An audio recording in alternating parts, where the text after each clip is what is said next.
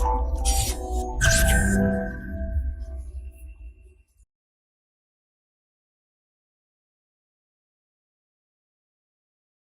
दोस्तों, this is Prem Sodani coming up with the next session of our news simplified. और आज के न्यूज सिंप्लीफाइड में बात करने वाले हैं कि India's 2 beaches have been included in the list of blue flag beaches.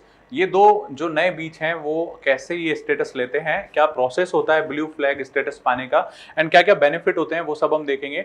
क्या होते हैं blue flag status, then BEAMS initiative India का जो है वो बहुत ही स्पेशल हो जाता है, उसके बारे में बात करेंगे। Then will also discuss about global forest fund and this topic is going to be very very important as far as UPSC prelims is concern. तो बहुत सारे इसमें इशू हम देखेंगे वन बाय वन करके, राइट। सबसे पहले क्वेश्चन से शुरुआत करते हैं। You have to identify the correct statement. The first says कि blue flag beaches are the cleanest beaches of the world and this eco label is provided by world meteorological organisation. कि ये WMO जो है वो status देता है blue flag का, आपको बताना है। India has total 8 blue flag beaches, ये आपको बताना है। Then statement 3 says global forest fund operated by world bank provides financial support to blue flag beaches. जो ये फंड है वर्ल्ड बैंक का है और ये ब्लू फ्लैग जो बीचेस होते हैं इनको फाइनेंशियल सपोर्ट देता है। तो ये 3 स्टेटमेंट है। नीचे है आपके पास ऑप्शन, आप बताइए कमेंट सेक्शन में इसका आंसर क्या होगा। वीडियो के एंड में मैं आपको बताऊंगा इसका आंसर क्या होगा। ऑलराइट, चलिए शुरू करते हैं। सबसे पहले ब्लू फ्लैग जो स्टेटस है वो होता क्या है, मतलब आप जो है सस्टेनेबल डेवलपमेंट की तरफ चलते हैं या फिर यूं कहें कि आपके जो बीचेस हैं वो बहुत क्लीन रखते हैं, आप उनको बहुत ही एनवायरमेंटल फ्रेंडली रखते हैं, वहां पे कोई डंप या वेस्टेज नहीं डालते। तो ऐसे 33 क्राइटेरियाज हैं जो आपको फुलफिल करने होते हैं in order to get this blue flag status. ठीक है, जैसे ही आपको ब्लू फ्लैग स्टेटस मिलता है मतलब now you are following these 33 criterias, बहुत ही अच्छे से आप इनको फॉलो कर रहे हैं। That is the meaning of this blue flag जो आपको स्टेटस मिलता है, राइट। और ये हमेशा फॉलो करते रहते हैं, ऐसा नहीं कि आज आपने लिस्ट में ऐड कराया फॉलो कर रहे हैं, इसकी रेगुलर मॉनिटरिंग भी होती है। अब दूसरा क्वेश्चन आता है कि कौन देता है ये स्टेटस। तो ध्यान रखना ये एक एनजीओ है, that is foundation for environmental education, Denmark based ये एक एनजीओ है, जिसमें आप इसकी एक ज्यूरी कमेटी होती है जिसमें इंटरनेशनल जो बॉडीज हैं उसके मेंबर्स होते हैं, इसमें रिप्रेजेंट करते हैं। जैसे IUCN हो गया, UN का WTO हो गया, यूनेप हो गया, यूनेस्को हो गया, इन सबके मेंबर्स इसमें बैठते हैं। फिर आपके 33 जो ये क्राइटेरियाज हैं वो चेक किए जाते हैं कि क्या आप ये फॉलो कर रहे हैं, क्या आपके जो बीचेस हैं वो इतने क्लीन है कि हम इसको ब्लू फ्लैग का स्टेटस दे सकें, और अगर ऐसा है तो फिर आपको ब्लू फ्लैग का स्टेटस मिल जाता है। तो ध्यान रखिएगा, foundation for environmental education, that is in short आप याद रख सकते हैं, दैट इज फी, और ये डेनमार्क बेस्ड एक एनजीओ है, राइट। तो ये है जो आपको ब्लू फ्लैग स्टेटस देता है।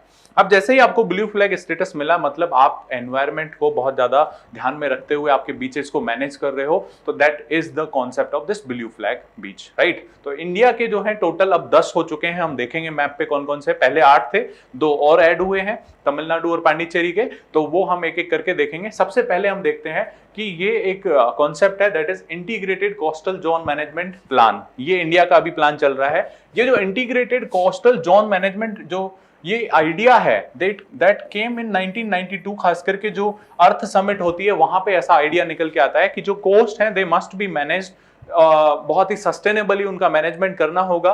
That was the concept and ये आता है अर्थ समिट से।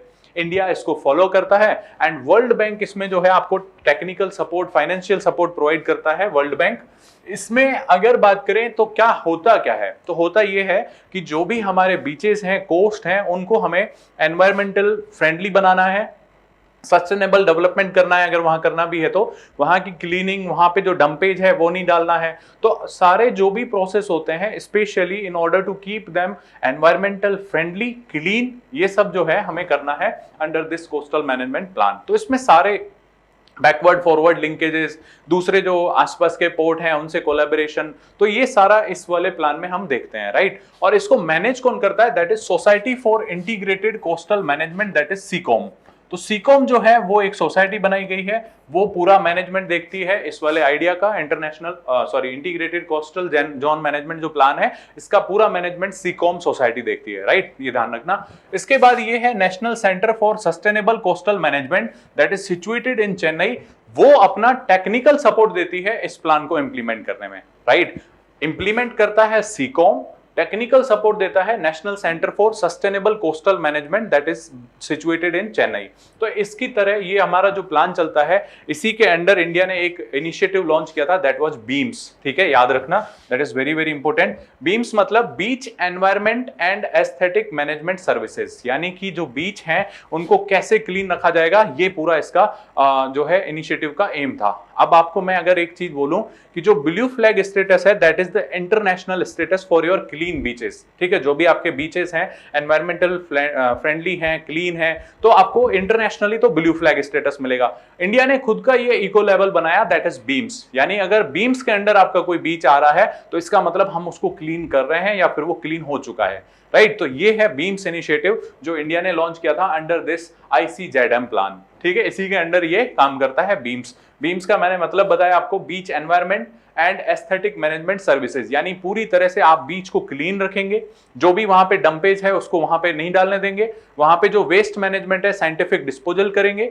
पूरी तरह से क्लीन रखेंगे, वहां पे लिटरिंग अलाउ नहीं करेंगे। तो ऐसी जो चीजें हैं वो सब बीम्स इनिशिएटिव के अंडर हम करते हैं and that is the national eco label. अगर मैं कहूं तो ये अपना नेशनल इको लेबल है, जबकि ब्लू फ्लैग जो है वो इंटरनेशनल इको लेबल हो जाता है। ऑलराइट, आई होप आपको ये समझ में आया होगा कि कैसे इंडिया क्लीन कर पा रहा है। तो ये आपको थोड़ा सा याद रखना था स्पेशली कि कौन कैसे मैनेज करता है। वर्ल्ड बैंक की सपोर्ट है, सीकॉम जो है वो इंप्लीमेंट करती है, नेशनल सेंटर ये मैंने बताया आपको चेन्नई का, ये टेक्निकल सपोर्ट देता है, बीम्स इनिशिएटिव है और इसी इनिशिएटिव के तहत हम हमारे बीचेस को इतना क्लीन कर पाए हैं कि हमारे 10 बीचेस जो है ब्लू फ्लैग स्टेटस में पहुंच चुके हैं, राइट। अब हम देख लेते हैं एक बार मैप पे कि ये 10 बीच कौन कौन से हैं, राइट। सबसे पहले मैं आपको बता दूं, आपको याद रखना है 5 जो बीच हैं वो वेस्टर्न साइड हैं, 5 जो हैं ईस्टर्न साइड हैं। वन बाय वन करके देखते हैं। सबसे पहले शिवराजपुर बीच जो है that is in Gujarat. Then आपका है Ghoghla beach, Ghoghla beach that is in Diu. ठीक है, इसके बाद आप ध्यान रखना महाराष्ट्र का नहीं है, गोवा का नहीं है, दोनों के पास कोई बीच नहीं है। एंड देन आता है कर्नाटका, द ओनली स्टेट जिसके पास 2 ब्लू फ्लैग बीचेस हैं, दैट इज पादुबिद्री एंड कसरकोड। ठीक है, ये दोनों बीच जो हैं ये कर्नाटका के हैं, ध्यान रखना, Padubidri and Kasarkod beach of this Karnataka. Then यहाँ पे है कप्पड़ बीच, ये है केरला का, तो इसमें महाराष्ट्र और गोवा के पास कोई बीच नहीं है, ये ध्यान रखना। इसके बाद जो अभी रिसेंटली ऐड हुए हैं 2, दैट इज ईडन बीच, ये है पांडिचेरी का, एंड कोवलम बीच, ये है तमिलनाडु का। ठीक है, कोवलम आपको याद रहेगा, कोवलम जो है बहुत ही फेमस कैरेक्टर है इन तमिलनाडु। तो ये हो गया, ईडन बीच है पांडिचेरी में। Then this is Andaman and Nicobar, इसका है Radhanagar beach, that is in Andaman and Nicobar, तो ये भी ब्लू फ्लैग वाला है। इसके बाद है आपका ऋषिकोंडा बीच, दैट इज इन आंध्र प्रदेश, जो कोंडा होते हैं मोस्टली यहीं पे होते हैं, तो आंध्र प्रदेश का याद रखना, Rushikonda. And then finally this is golden beach, that is of Orissa.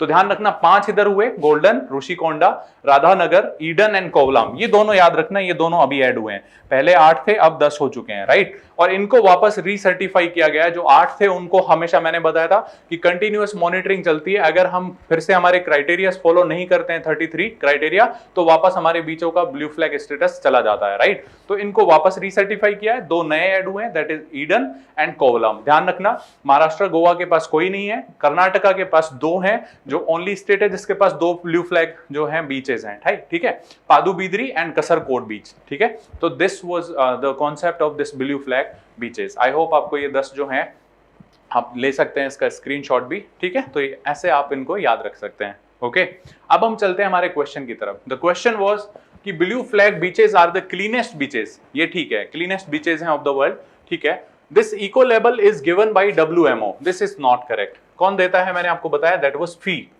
ठीक है, तो दिस इज रॉन्ग स्टेटमेंट। तो by this elimination you can eliminate this one only. Then second statement says India has total 8 blue flag beaches, ये पहले 8 थे लेकिन अभी हमने देखा दे आर नाउ 10, ठीक है, तो सेकंड आल्सो इनकरेक्ट। तो by this eliminating this option गोस।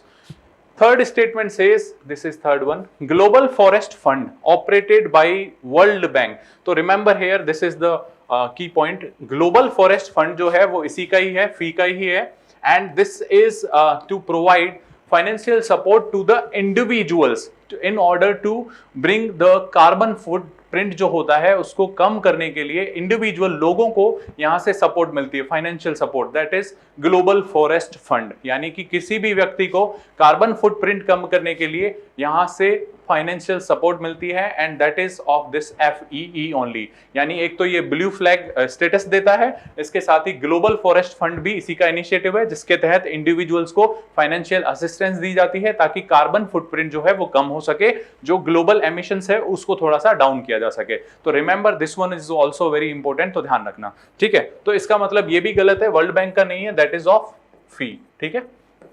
हाँ, इसके बाद आपका ऑप्शन 3 भी रॉन्ग है, that means none of the above is correct one.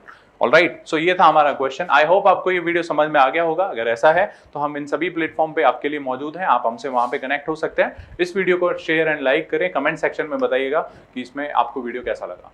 Thank you very much for watching this video. Current Affairs by Forum IAS is an all-in-one program that covers the dynamic aspect of the syllabus from both prelims and mains perspectives. Last year, we have helped more than 100 students crack IAS with our current affairs classes.